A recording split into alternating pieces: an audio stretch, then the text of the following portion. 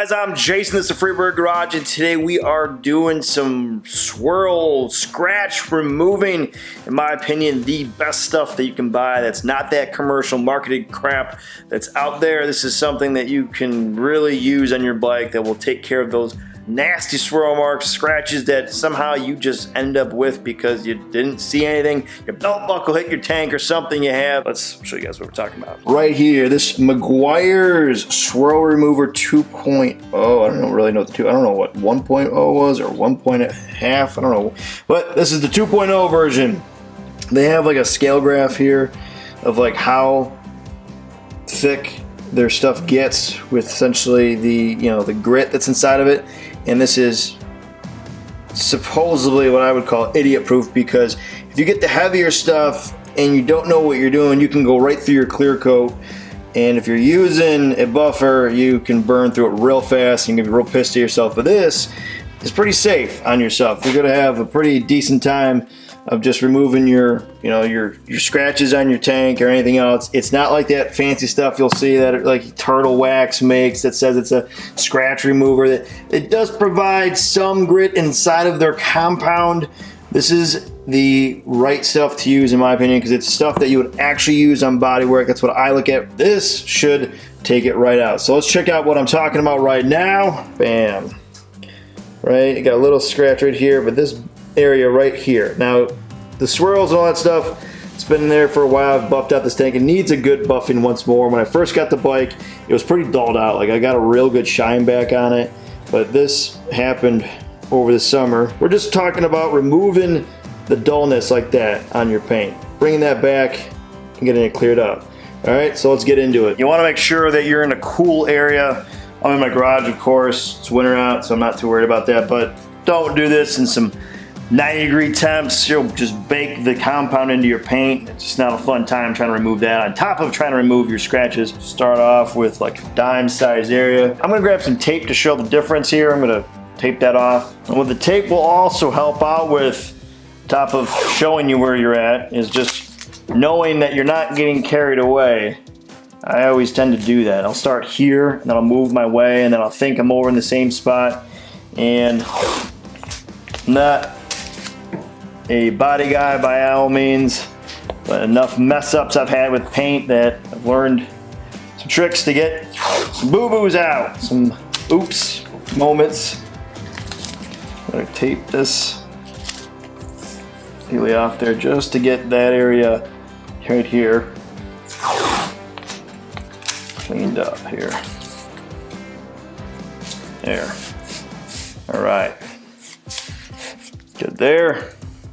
Start doing some removal. All right. So what I prefer to do is the circle motion. I know there's probably some expert out there to tell me otherwise, but do a circle area here and just keep going at it. Now, what I look for when I'm doing it is go until the compound disappears.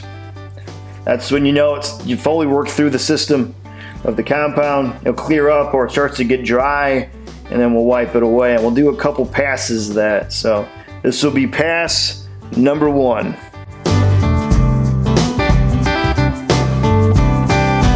Just about at the end of this first round, compound's starting to dry up. It's starting to get easier. I'd say about 20 times around seems about right to get that cleaned up. So we're almost there. Awesome already. Just has that new paint look. All right, put that up. There we go.